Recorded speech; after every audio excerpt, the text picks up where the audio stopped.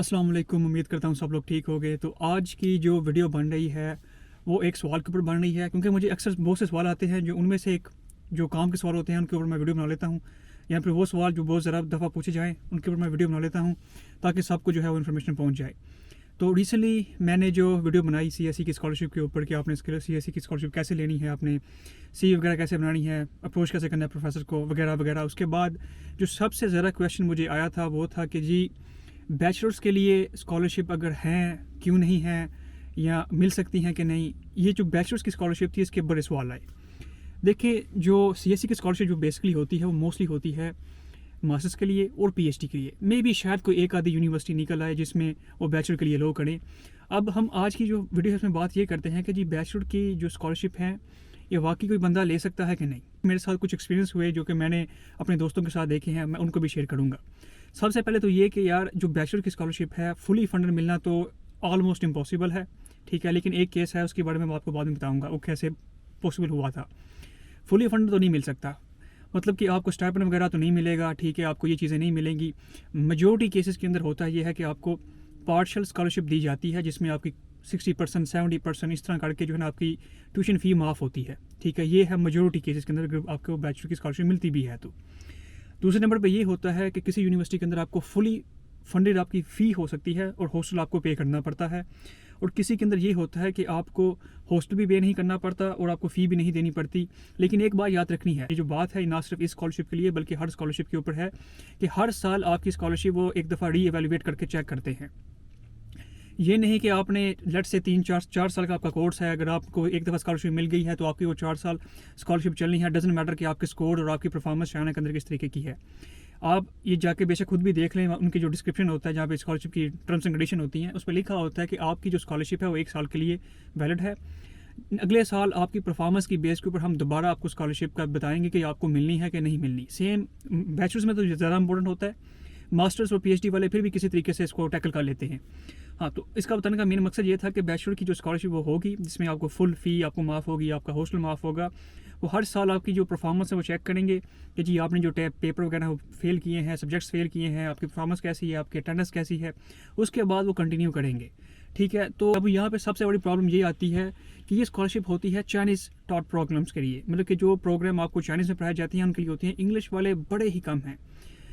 मैंने आज तक में भी शायद 1-2 देखा हो, और वो भी कोविड के पहले, क्योंकि कोविड के पहले चाइना में बड़े स्टूडेंट जाया करते थे। आजकल थोड़ा सा जो है ना उनका रुझान कम हुआ है, तब थे कुछ, अब तो बिल्कुल मुझे कोई नज़र नहीं आता, ठीक है। अब एक चीज़ तो ये हो गई कि जी स्कॉलरशिप्स हैं फुली फंडेड नहीं हैं, कुछ मिल सकती है आपको, जैसे कि आपको फ़ी वगैरह माफ़ हो सकती है, आपकी हर साल जो है रीवैल्यूएशन होगी स्कॉलरशिप पे। उसके बाद कि जी आपकी जो चाइनीज़ जो आपकी जो लैंग्वेज है टीचिंग की वो होगी चाइनीज़। अब मैं आपको स्टोरी सुनाता हूँ उस बंदे की जिसने फुली फंडेड स्कॉलरशिप ली थी स्टाइपेंड के साथ। मेरी यूनिवर्सिटी में एक बांग्लादेश से बंदा था, ठीक है, उसने मेरे साथ हमारा सेम बैच था।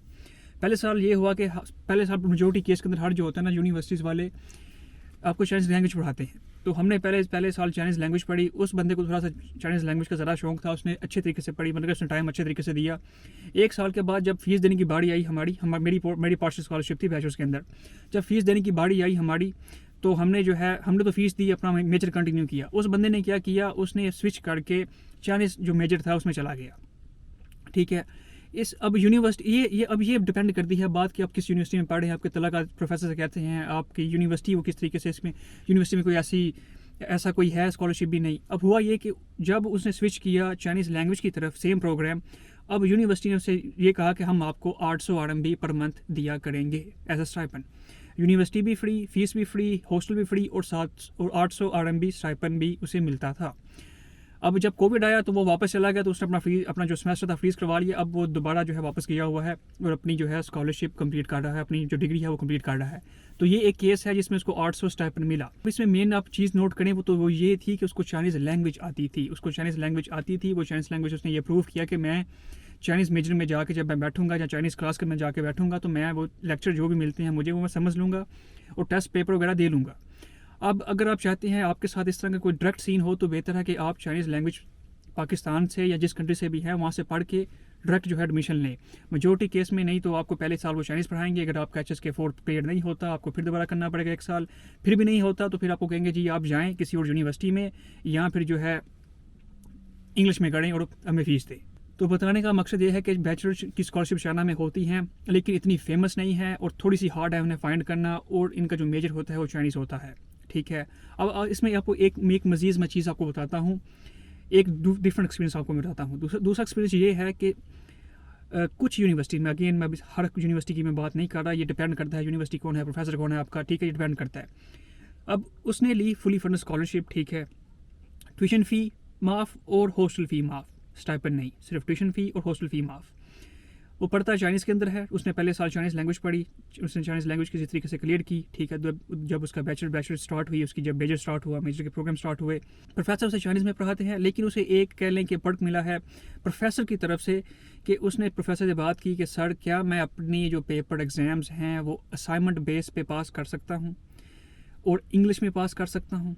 तो प्रोफेसर ने उसे ये चीज़ की दी है कि अथॉरिटी के, हाँ ठीक है जी, तुम्हें चाइनीज़ की तरह बैठ के चाइनीज़ में एग्जाम लिखने की ज़रूरत नहीं है, तुम असाइनमेंट दे के भी पास कर सकते हो। मतलब कि आपको पेपर नहीं होगा, वो प्रोफेसर आपको हर साल के अंदर या हर सेमेस्टर के एंड में आपको एक असाइनमेंट देगा। ठीक है, वो असाइनमेंट आपने कंप्लीट कर ली, आपके जो पेपर है वो एग्ज़ाम वो पास हो गया।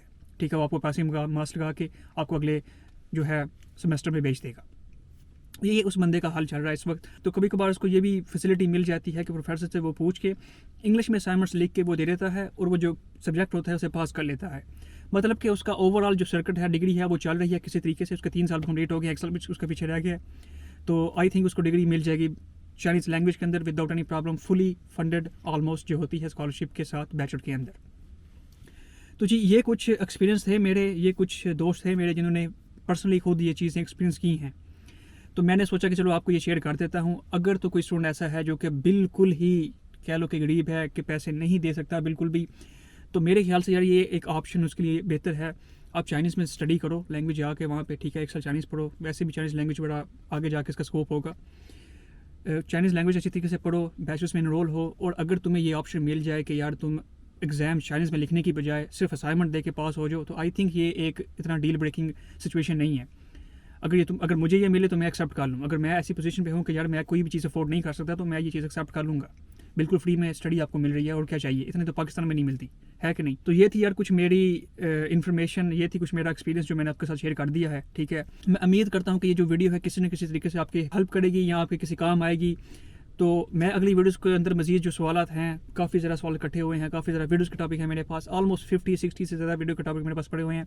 बस टाइम नहीं मिल रहा, क्योंकि आजकल बड़ा जो है ना टाइम डिस्टर्ब हो जाता है। अभी ऑलमोस्ट कह लो कि टाइम 4 का भी नहीं हुआ, अभी तकरीबन 3:30 हुए हैं, और सूरज अभी जो है ऑलमोस्ट पहुंचा हुआ है सनसेट की तरफ। ठीक है, तो यहाँ पे जो दिन है बड़े छोटे हो गए हैं, इस वजह से जो है ना फिर मेंटेन नहीं होता काम, जो ना चीज़ें मेंटेन नहीं हो पाती, बड़ी जल्दी से जो है रात हो जाती है, और फिर ना बंदा जब अंधेरा पड़ता है तो फिर मोटिवेशन बड़ी लो हो जाती है बंदे की।